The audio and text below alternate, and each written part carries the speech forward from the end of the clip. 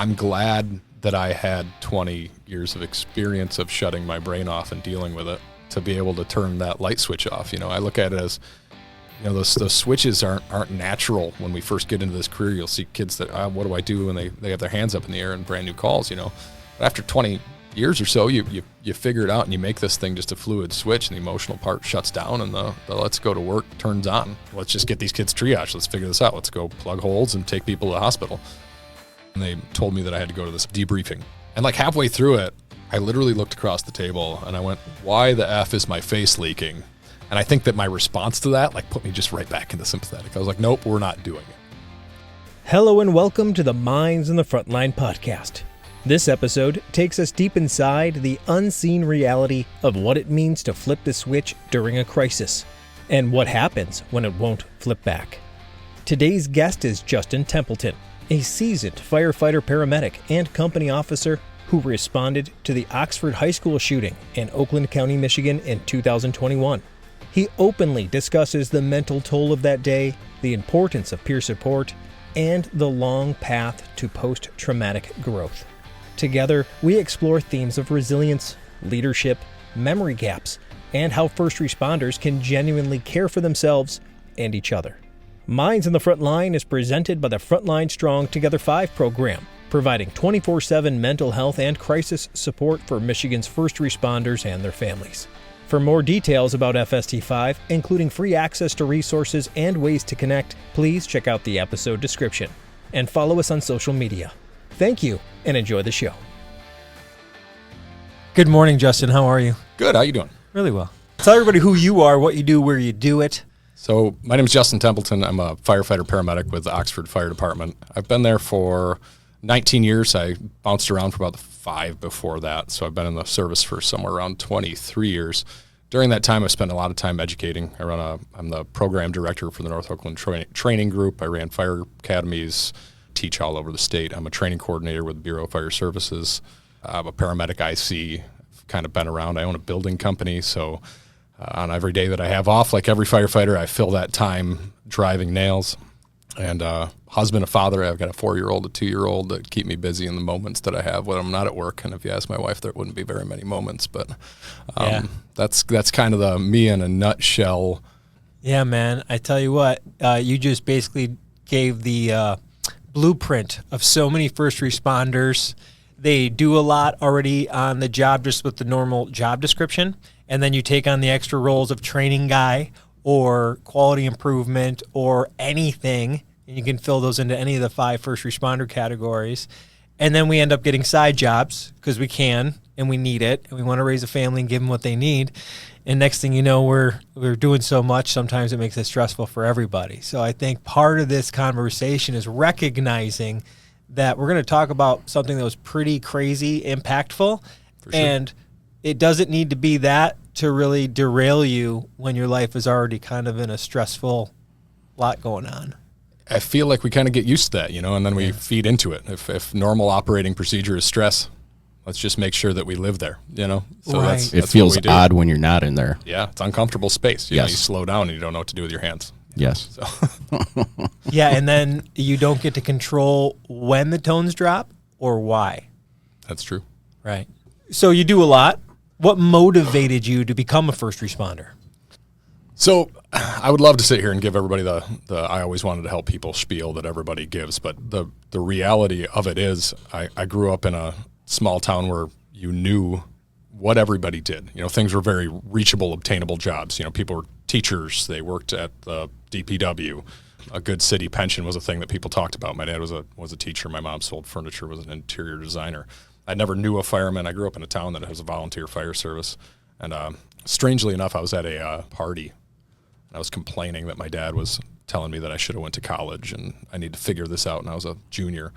And there was a guy standing there and he goes, well, you can come take my EMT class. It's $300, which dates myself plenty, I'm sure. Oh, yeah. But I said to him, what's an EMT? I mean, that's how far removed I was. And then obviously I took this class because I thought it would get my dad off my back. And I was like, this is pretty awesome. I can drive with flashy lights on and go fast. And obviously in an EMT class, there's a ton of firefighters. And they were like, well, you can also go to a fire academy free.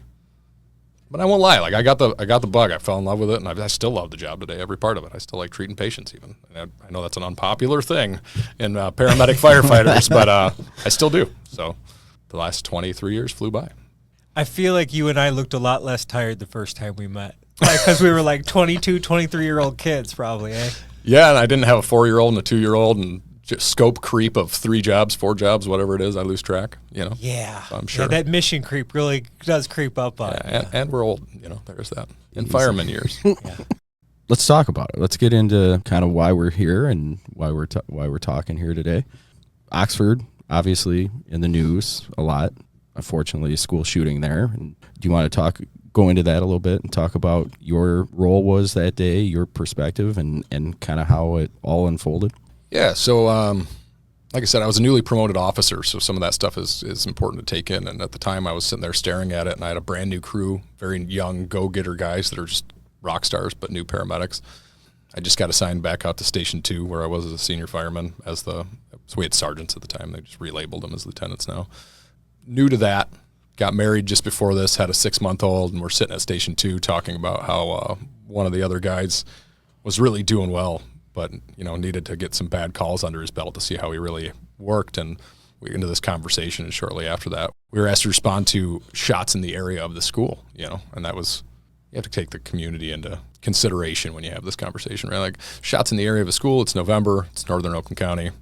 Who knows what's really going on here? Yeah, so I think it's important for you to point out that Northern Oakland County has a lot of very Michigan hunter-type people.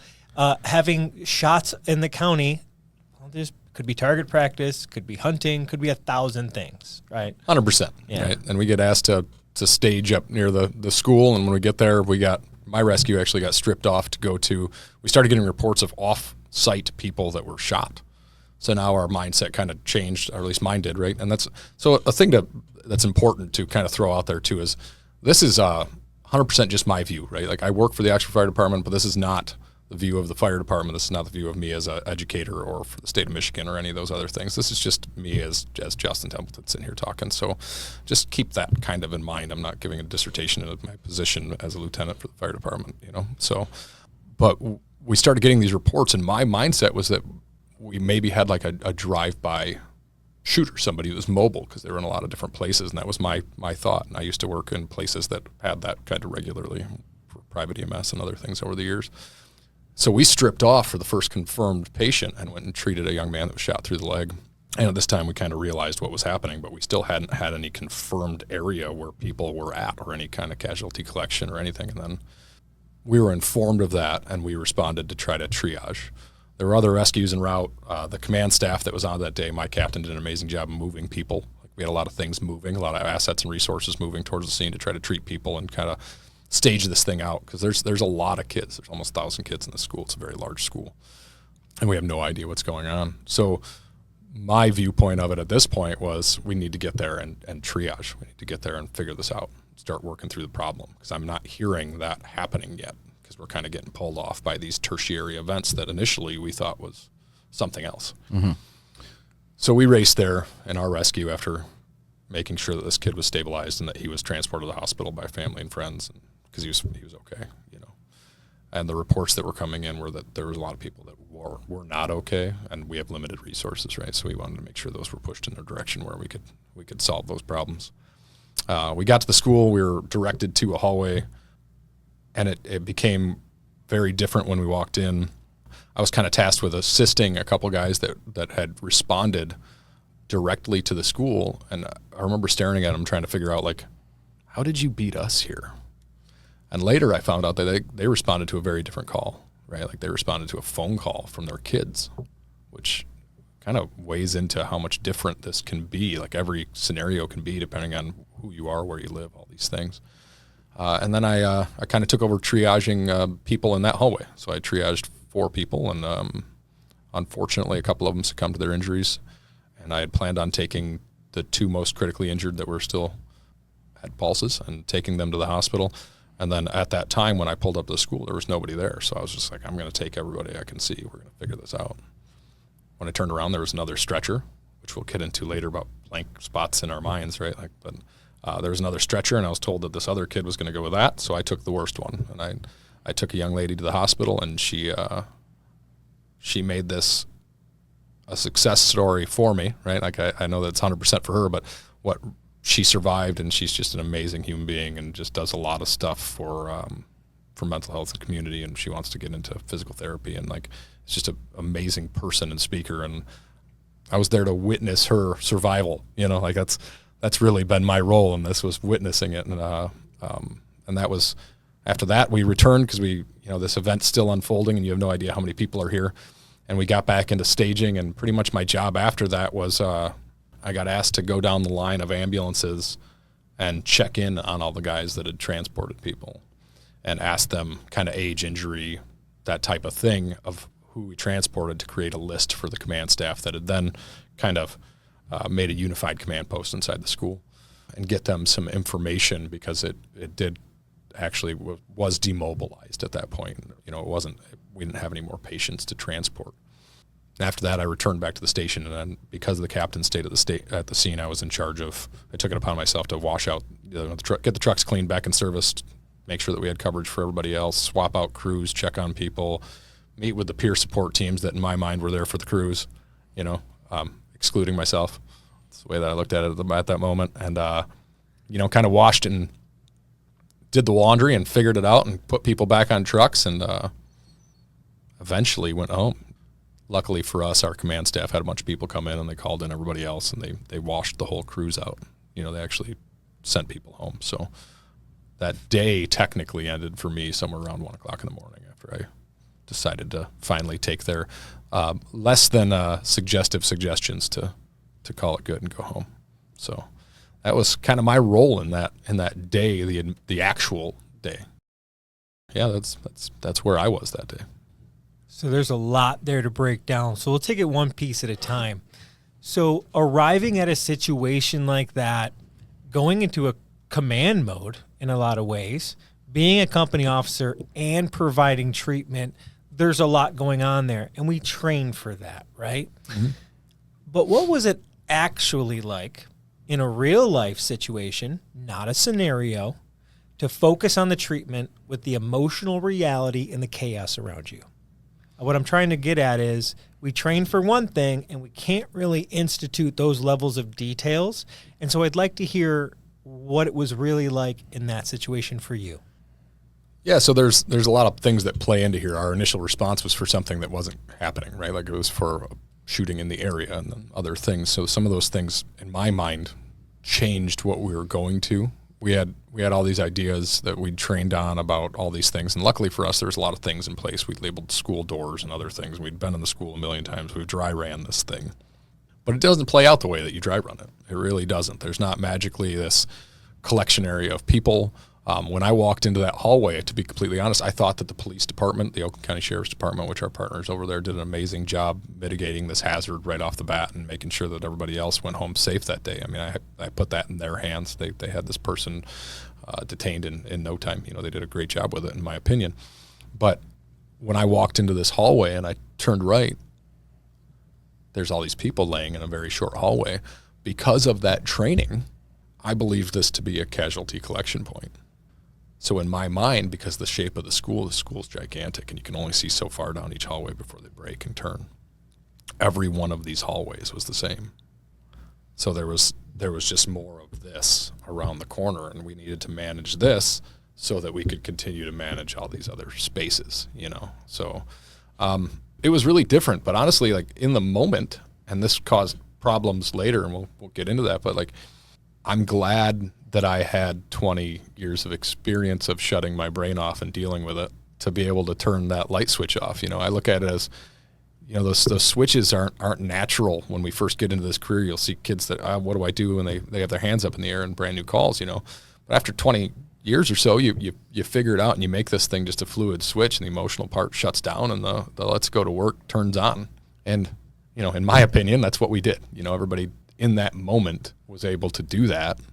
Especially I can speak for myself, you know what I mean? Like to me it was, okay, let's just get these kids triaged. Let's figure this out. Let's go plug holes and take people to the hospital in that moment, right? And I'm not saying that to try to sound like some tough guy, because it doesn't last that way, what I mean?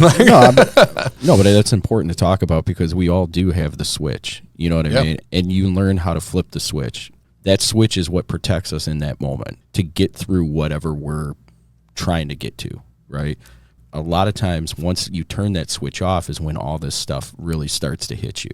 Yeah. You know, where you allow that stuff to kind of flow in. And so you talked about after we got back to the station, you said the peer team showed up for everyone but you. They're there for everybody else. Yeah, which is a normal thing as well. But kind of talk to us a little bit about that debriefing and why that debriefing was so important after that major incident like that. So knowing that there were steps put in place to me was important because I was still in this mode where my light switch was still switched. So even though I didn't have patients to take care of, I had a crew to take care of, and that was my thought process on it. There was residents, there were citizens, there was people that are going to call for a stub toe for their smoke detector going off, and we still have to manage these things, right? The light switches off, and that's all I cared about in that time. But I will tell you, I think the past sets us up for things and teases us up in a good way. Our chief had all this stuff with the captain that was running the command structure that day, kind of set up at the station when I pulled back in. So like I had absolutely nothing to do with any of this peer, and that was a hole in my training. Like I will tell you that I had never winked at this side of it. You want to pull hoses, you want to start IVs, you want to teach ACLS, I'm your guy. But I had never even nodded at the other side of it. So just having somebody that knew what to do with things that I don't know how to do was huge to me at that point. And walking in, for me, like, I've been around a little bit, right? Like I travel around teaching, I talk to people, and I walked in and there was guys that I knew from all over the place sitting there. I was like, what are you doing here? Like, were you guys on the call? Because we called resources from everywhere, right? Like we mobilized every ambulance that had a radio in it pretty much because we have no idea what we got going on here. And rightfully so, But once I figured out that's what it was, I was like, okay, these guys got a chance because they actually have firemen and EMS that are going to talk to them. It's not, I don't mean to, I'm not going to downplay any of these people because I think they're all great and they have their place, but it's not, it's not doctors. It's not chaplains that we've never met. It's not stuff. It's us, right? And that, just seeing that and knowing that was there, and it was very non-intrusive. Like I have to give that, like they were just hanging out. Like, hey man, you all right? You need a cup of coffee? At least that's what I got out of it because I was busy, right? Like I was like, nope, the guys are over there. I'm fine. I got stuff to do, right? So like the immediate response of it was just kind of nice to have somebody that honestly like I knew and could trust just there. If I may, real quick. Yes, sir. Mike, you're our resident expert with the peer support teams and these types of debriefings. Is that a common reaction from a good, let's say, firehouse leader, company officer person that maybe isn't recognizing this is such an objectively needed process to have after a big incident? Are these revelations something common you see? I think so. I think it's normally after these big incidents like that, firemen just want to be around firemen. They don't want the outsiders there. It's that protective cocoon we kind of build amongst ourselves. We all have it. You have it with your crew, you have it with your department, but I think for a larger extent, we have it with other firefighters. And when you can have them come in and do exactly what you talked about, they're not shoving it down your throat. They're just sitting there talking and going, hey, I'm here if you want to have a conversation. Or we realize that it takes some time to flip that switch off. Like you don't just come back to the station and all of a sudden you're back to what you need to be doing. You got to give time to people to come back to that safe area and shut it down. Once they shut it down, they're going to start having emotional responses, and then we can go talk about those. But until they have that, you're not going to get anywhere with anybody until they're ready to talk. And is it maybe sometimes when we get called back to the training room, is where I'm imagining it was the training exactly room, where right? It was, right? And so when we get called in there, we're so used to getting in there, you sit down, you listen, right? And so there's like this classroom feel sometimes where, Mike, is the idea to break that off, is to not make it feel like... Absolutely. I think the important part when you go out and do these things is you let whoever you're talking to drive the bus on it. Yeah. Where do you feel comfortable talking? Do you want to sit around the kitchen table with a cup of coffee and we can just do that? Yeah. Let them tell you where they want to talk. It's, you go into the training room or they set up a circle somewhere and it's not natural. It's not normal, right? Our natural normal is doing what we're doing right now. Got a cup of coffee, we're sitting at the table and we're talking. I've done them around pickup trucks in the bay. I've done them in TV rooms, kitchen tables. And it's like, that's the important part, is let the people tell you what they want. Don't tell them what they need. Let them kind of have a say in this, because they just went to something they didn't have control over. Right. Let them come back to the station. Let them talk to you and tell you, okay, this is where we want to do it. Because it seems that's when you get the best outcomes, is when you talk to people like that and you give them the option. You let them come to you almost. And the training room, if I was in charge, I would have set it up in the training room too, because that's what we think Well, it's of. the space, right? Right. And I would never think that somebody's trying to do it because we're going to do it in my training room. But looking back, you know, we always Monday morning quarterback these things. Do you think, like, maybe if you had to do this again, we're like maybe looking at the most comfortable social situation for any one of them? Like, I'm such a vibe person and a set and setting type person that I'm more comfortable BSing at a table rather than the administrative training room, right? Well, even though they're there to love me. We talk about, you know, just right after incidents, like not devaluing the tailboard. Or if somebody wants to like sit on the truck, like just sitting back there with them, just having a conversation, you know, trying to figure out the truth of an incident and figuring it out. So I do think setting plays into it. And you brought up something that's pretty interesting, because in education we always talk about recency and primacy, right? Like the two ways that you're going to do something.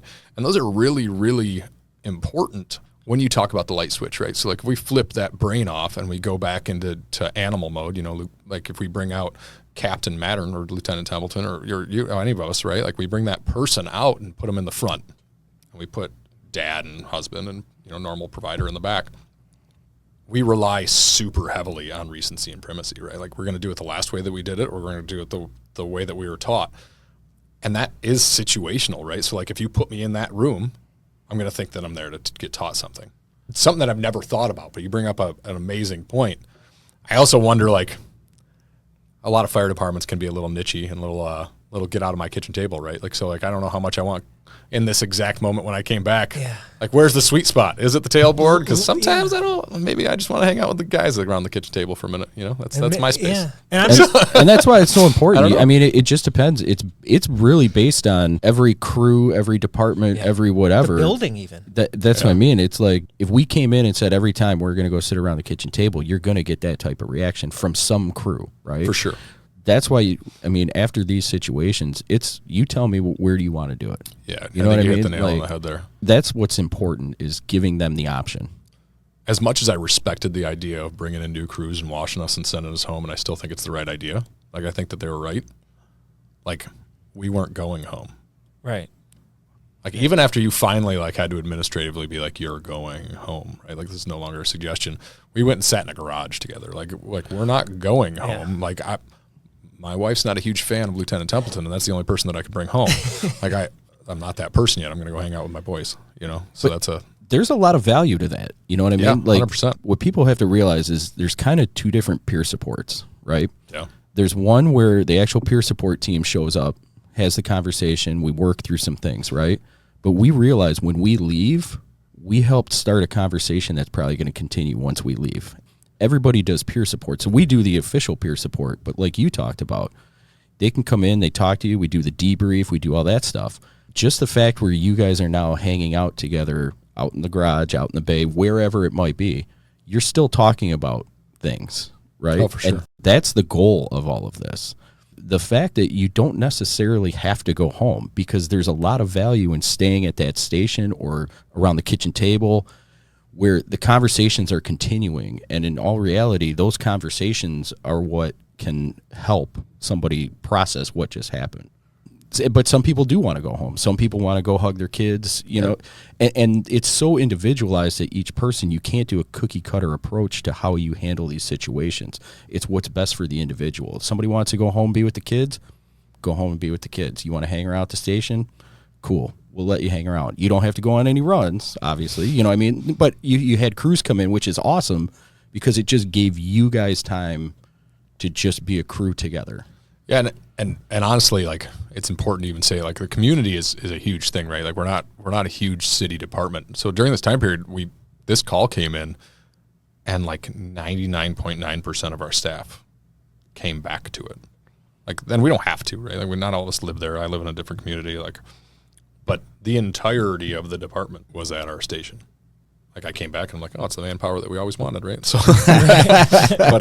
but yeah, so like there was a lot of people to move around and manage and figure those things out. But the importance of just having a conversation, like even, I won't lie, I pretty much didn't talk to the guys, right? Like I was like, I got stuff to do. I'm going to go over here.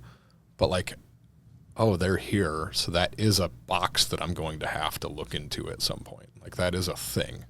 Like even just having it there was like, oh, all right, we're gonna have to do that at some point, right? Like so. Yeah, so do you think you were important. experiencing some avoidance in those situations? I don't even know what we call it avoidance. Like I actually view it kind of, and I'm a very black and white, kind of to my own fault at some point, like put things in boxes. I'm not sure that the person that was there that day was avoiding it, but I'm not sure that person was I'm not like that. I had a task and that I built a character to deal with the task. And I'm not sure that character was avoiding it, but my person as a whole more than likely was, right? Like I very much so grew up in that if you stepped in feelings, you brushed them off and made sure that you didn't have them again. Like, yeah. Mm-hmm. Then you took a profession that perpetuated it. Oh, and then I perpetuated it, right? Like so with a badge of honor almost. Oh, a false badge of courage, yeah, right? Yeah. I'm so tough that I don't have feelings, right? Like, so Yeah. that didn't come to any dismay in my personal life ever. Well, right? let's get to that part. I want to get to coming down from this incident because I think it's important to point out that, and Mike, nobody can probably say this more than anybody else in the room, is that just because you have an incident debriefing doesn't mean everybody's cool. No. And sometimes it doesn't hit you right away, right? So how long did it take for your body and your mind to kind of come down from the sympathetic response from that day? Because I got to imagine just because you went to sleep eventually, your mind didn't stop, right? Yeah, yeah, and that's a huge thing that we. So one of the things that's important, even to me, to notice about first responders is sympathetic response for us doesn't look the same. It's not screaming and crying and running away, right? Like it's let's calm down. My heart rate goes down. You know, we go towards the problem, and I'm going to be a consummate problem solver. Everything's math. Everything's a rhythm. Everything's let's figure it out. So that's a sympathetic response, right? Like our ability to treat patients and to work in these environments is sympathetic. So I went home very much so still in that, you know, and I know that I understand that SISM teams and peer support, like we kind of look for how long it takes you to come out of that, and like it shows problems if it's longer. Like we want that to occur in a certain time period, as I understand it. I think 2 or 3 days later, we went to one in kind of the classroom where we had to like talk about the incident, and then they kind of told me that I had to go to this other one, this debriefing. And I sat there and I was sitting at a table, and just to give you some insight about like the person that I very much so was walking into this, I sat there and I started off the conversation very kind of like I did on this, like, oh, we responded to this call, you know, like, because that's what I thought we were trying to do, like tactical debrief. That's in my wheelhouse, you know. And like halfway through it, I literally looked across the table and I went, why the F is my face leaking? And I couldn't figure out like what this thing was happening. And I'm like, I don't do this. Why is my face leaking? So like that was like, and I think that my response to that like put me just right back into sympathetic. I was like, nope, we're not doing it. And I handled it. And I was like, nope, locking that back up, you know. I got to go back into company officer mode. So I did that. And for some reason, my brain, I wasn't sure if this was a success. And I know that sounds terrible, but like a positive or a negative story for me yet. So like 30 some odd days later, Kylie, the girl that I transported, was released from the hospital and she could walk. And that for some reason allowed me to kind of demobilize. Mm-hmm. And I don't know why my brain attached that to it. It might be because when I picked her up initially, she told me when I picked her up off the ground that now I can't feel my legs. So I probably held some like deep-rooted guilt of paralyzing this poor child that was shot.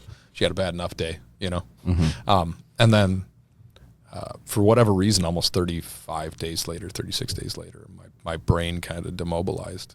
And I went home, I won't say as me, right? Because I was like the me that was there before was changed. And if you don't flip that switch, it doesn't go back easy after a long time. Like it's fine if you're sitting there and you're monitoring it and you're lubricating it and everything's working well and you're actually balancing.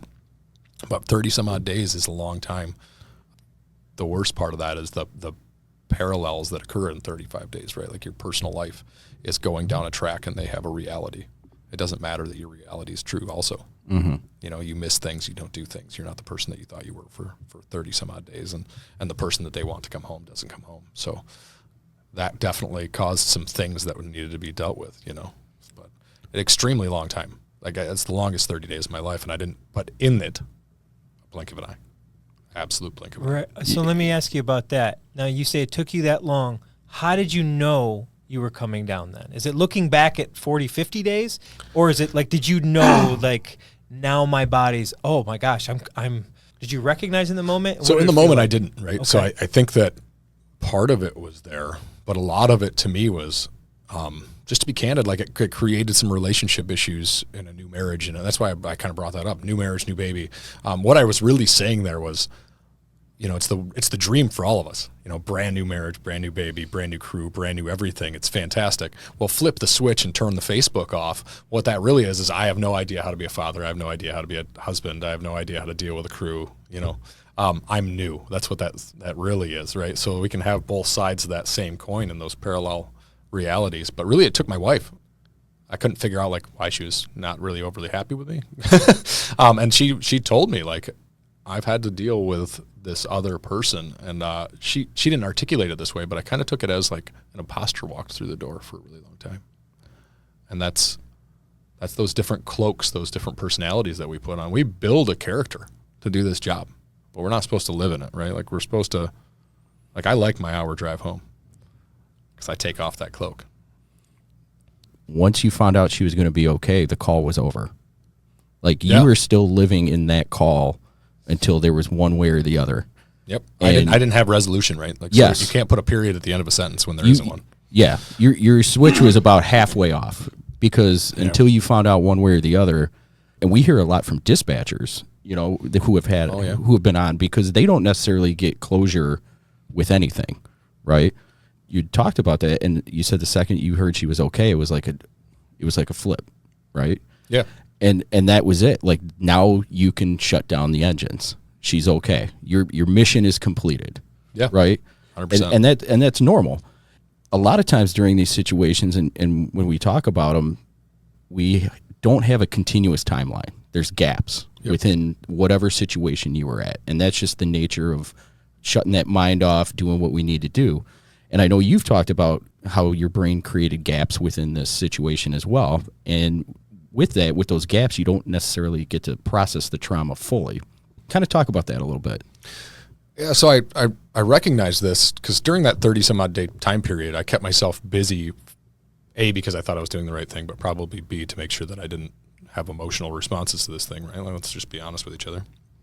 But we worked through this process, and we started debriefing on this call. And right after the call, I wrote down exactly what I did the way that I remembered it, right?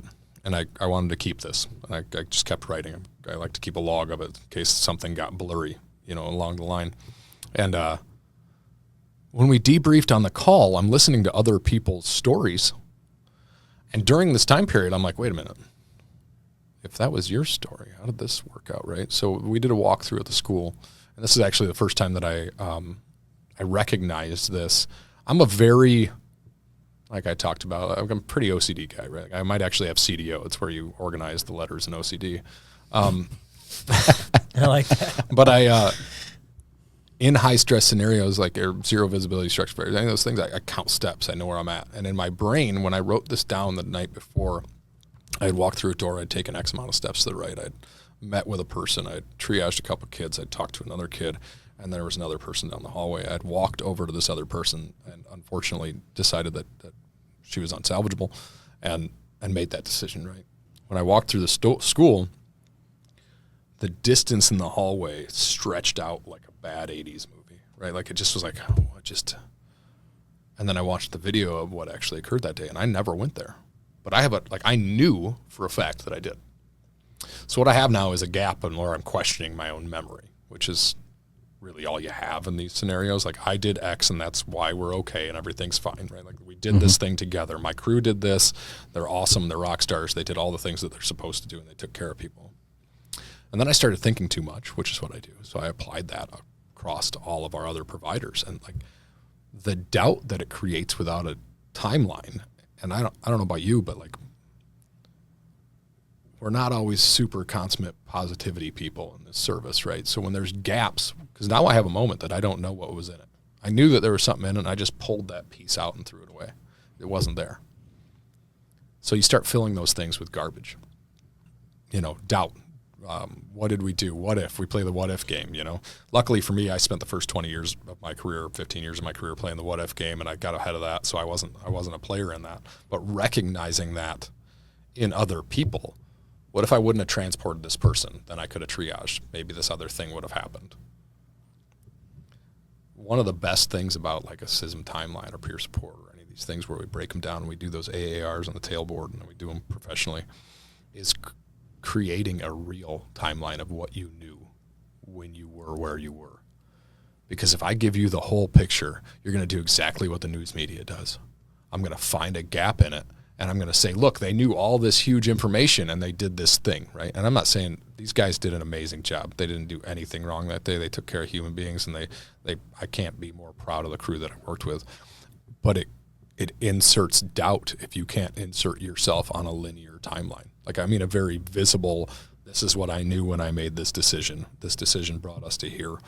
Because if we punch holes in this thing, I'm telling you, we're consummate pessimists, and it's terrible, and I'd love that for that to change in the fire service, and I think that that's one of those things that we can try to work on, but, we badger ourselves in the hall, and we're not going to sit there, and I'm not going to tell you sweet nothings, you know what I mean? I'm going to be horrible to you before we eat dinner, you know what I mean? It's just what we do as firemen.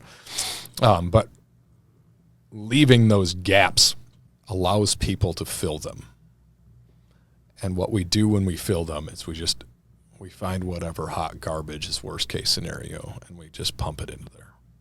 And then that stuff sets up like concrete, and it's harder to get out, So fleshing that out right off the bat is so insanely important. And in stages, right? So even from like an AAR point of view, like I'm a tactical guy. Let's go sit on the tailboard and figure it out. Then in 2 days, let's really flesh this thing out and draw it up on the board and get some good information out there.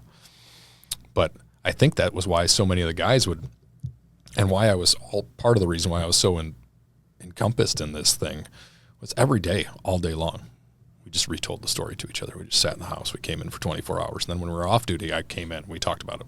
We just said the same things. What these guys are really trying to do, they're not telling you anything. They're asking you a question. Mm-hmm. What really happened? Tell me that this is right. Mm-hmm. Tell me I did the right thing while I was in this moment. They're not telling you a story. They're asking for permission, right? They're asking you to validate the way that they feel. And it's true, right? Because if not, I have to fill these gaps with hot garbage. And that's just what we're going to do. Mm-hmm. It's how we're built. And so let me ask you this. What role do you think teams like Mike's and other peer support teams play in helping our providers through that of maybe not filling it with bad stuff, for lack of a better term?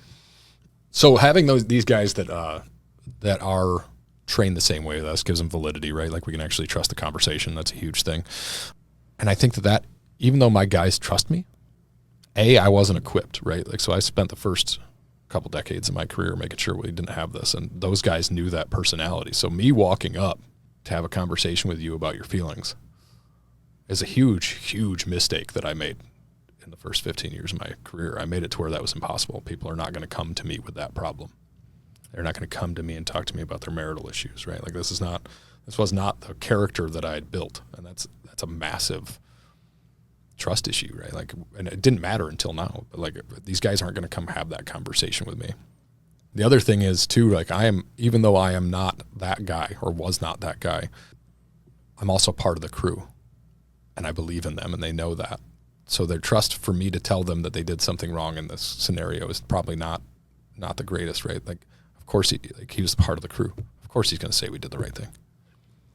So having a little outside perspective of somebody saying, look, this is the information that you had when you made this decision. Because we have great providers, right? That's the God's honest truth about it, right? We have phenomenal EMS and fire providers in Oxford. And they did phenomenal work, and now they're beating themselves to death for it until somebody tells them that the truth is the truth, and that's what you knew at the time, and you did the right thing, right?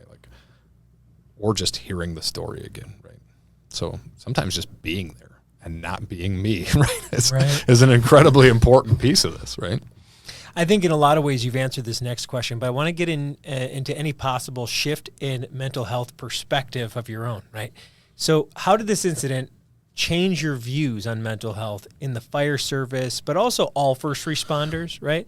And also in those around you? I think you've made it clear that it's obviously become much more of something you shouldn't avoid and something that is you need to be proactive about, but also how are you seeing it interact with the people that also went through this situation around you? You know, so the interactions that I think the crew has with me and that I have with them were closer. You know, it was obviously a trauma bonding experience. Like you couldn't pry us apart with a Halligan if you needed to. But if I'm really honest with myself, like I wish that I could go back and create conversation where I was the person that they could have those conversations with. Like there is, like mental health is part of this game, even if it's just from the shifts that we work. You know, there's a reason why when you look at us statistically, our divorce rates are through the roof, alcoholism, all the substance abuse problems, everything that you can look at.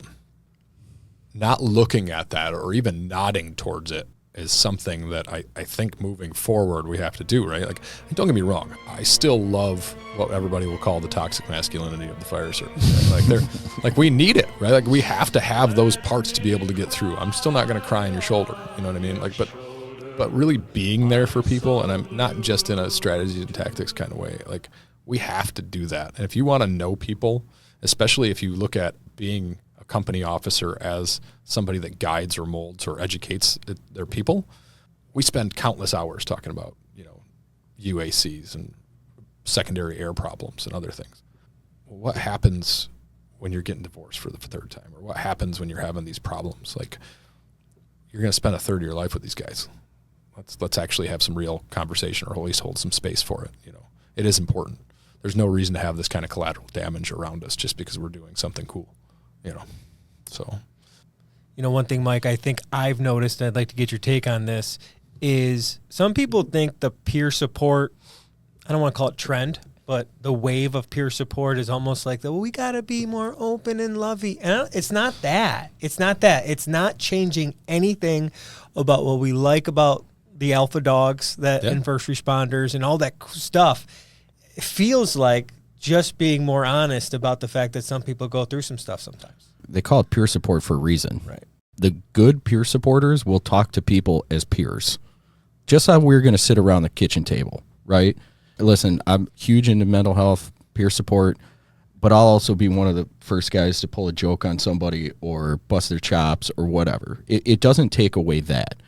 All it does is it gives us an opportunity to talk to each other how we normally talk to each other and make it okay to shut the switch off from time to time, right? It makes it okay to just talk to them about things. When I sit down and talk to somebody like you talked about a divorce, we're having a conversation. I'm not doing we're giving hugs and all this other stuff. You're doing exactly what we just talked about today. You're validating their feelings. You're talking to them maybe about your own journey through it and kind of helping them get through whatever they're getting through. It's no different than anything else we do in the fire service. It doesn't take away what we do in the fire service or in the first responder community, how we talk to each other. It's not a personality shift. It's not a personality shift. The guys on my crew have a joke. Like if I'm wearing my hat forwards, I'm captain. If I turn my hat around, that's my peer support hat, right? I'm the same person. It's just how are we having this conversation, right? And it doesn't have to change anything about you personally. And we're not trying to soften anything up. It's just let's talk as peers that we should have been doing a long time ago. It's actually just being a good friend. Right. That's it. Honest. I mean, exactly what you just said. It's taking care of each other as humans, not as anything else other than that. It's being a good friend. It's being a support system, which, listen, if one of us fell through a floor, the entire department would move hell to come get you, right? It's no different. It's an off-duty falling through the floor. It's an emotional falling through the floor. So why does it stop once our shift stops, right? You have to kind of approach it in the same way. You know what I mean? If you're going to walk the walk, you got to talk the talk when it comes to having each other's back and support and things like that.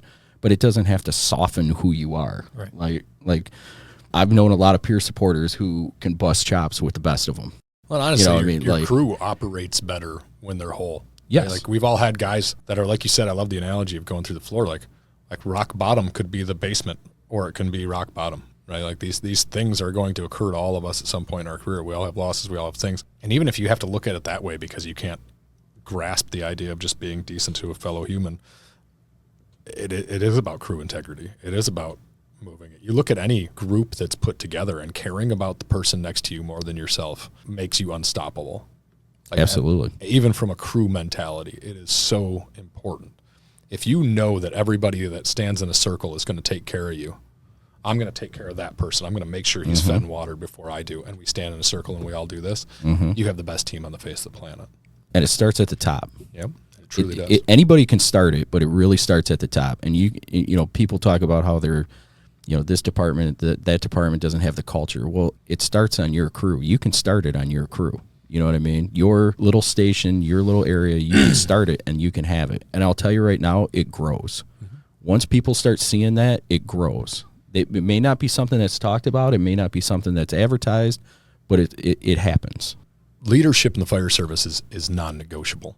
So like what I mean by that is if you're in a position to lead, you will lead these people in one direction or the other. Yep. You can have negative or you can have positive, but you're going to bring them somewhere. Like culture and all these other things that are pop phrases that we bring up all the time are great, but it's an acceptance of input. If you want a better culture, expect higher. You know, raise your expectations of your human beings and of yourself, more importantly, and then walk the walk. Like it's not as convoluted and mismanaged as you think, but sometimes we forget that leadership can be negative, right? So if we create this culture like I did, where we're not going to talk about it ever, I'm sure there's some negative impact from that. Obviously, you've talked about kind of how you went through all this, and now you've come out the other side. And you know, we talk about a lot on here. It's not necessarily the post-traumatic stress; it's a post-traumatic growth afterwards, which is a huge thing. We talk about it's not a life sentence; you can get through it, and it actually makes you stronger on the other side. Kind of talk about what does post-traumatic growth kind of mean to you, and in your own journey, how have you noticed it? Oh man, I could talk about that for a long time because this is one of the huge things that probably made me get through this. And I would have got through it. I don't mean that like in a weird way, but like I think I'm in a better place now rather than where I was. And post-traumatic growth is a funny thing, right? Like we print it on this piece of paper and we give you these 5 domains and these 8 things that you do, and we make pretty colors on them and have it crap out the other side, and you're supposed to just be better. And you have one thing happen and we think that it does it. I think that's one of the biggest things that we mistake in the fire service and about trauma. We sit there and we go, okay, trauma, you have to have this call that creates this thing, and then there's a response, and then you grow, and then you're good. Like your life is the same thing, right? Like so, like these things happen rhythmically and partially and imperfectly through a career. The strange thing for me was I had never heard of post-traumatic growth. I never thought about trauma. I heard about PTSD, and I wasn't in the military, so I couldn't have that. You know, and I'm saying that deliberately, like that was the mindset. Like there was never this thing. The call didn't get me this time. Like the call went really well. I was proud of what we did that day. So I can't have PTSD. I can't have any of these things. So you can't have growth unless you have trauma, right? So the weird thing about this was, though, it was when that 30-day period went up, or 35 or whatever it was. I can't remember the exact numbers right now.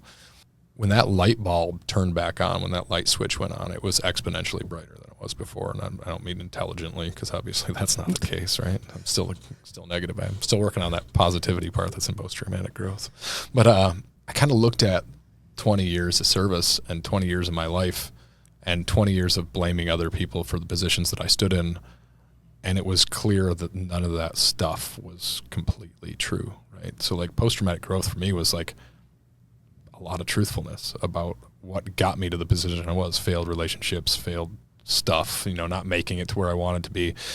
And I can actually look at different points in my career, like being promoted or becoming the course manager of a fire academy, or like respected amongst your peers and those things. And those were points in post-traumatic growth from cumulative stress, right? Like, so like I had 20 years of service in very busy areas. Like I worked BMS in Flint for 10 years. On top of this, every day that I had off, I filled with more of this, right? It was what I was good at. And I paid less attention to my actual life. And then I wondered why this failed. We use the word resilience all the time. I mean, they built a resilience center in Oxford. And I think one of the most profound things that somebody told me, and this psychologist looked at me and she goes, you know what resilience is a synonym for, right? I said, I just thought it was a cool word that everybody likes to put on the sides of buildings. You know, after a shooting, we say that you're resilient. Balance. And when you really write it down, and I mean actually take it and write it down, right? Like if I were to ask you, like, what are the three most important people in your life, and you'd write these down, and I'm stealing this from another speaker, but you write these down, okay, then assign time to them. Tell me truthfully what you're actually doing to balance your life with that. And I just gave you a resume in the beginning of this, right? Like I said, like, oh, this is the things that I do. What if we rechange that? Well, this is the way that I ignore my family. Right, like this is the way that I put 85% of my time into something other than what I will tell you verbally is the most important thing in the world to me. And it was just like turning the lights on when you've been sitting in the dark for a while. It was painful. My eyes hurt. I didn't like it. You know, it was uncomfortable. Coming to truth with some of the things that you've done in your life. That's why you tucked it in the back. You don't like it, but it made a lot of those things because it's ownership, right? And ownership sucks. Like that's why people make up different stories, right? Because owning your own space is very, very difficult. So that's really what post-traumatic growth was to me, was kind of seeing things for the truth of where they were.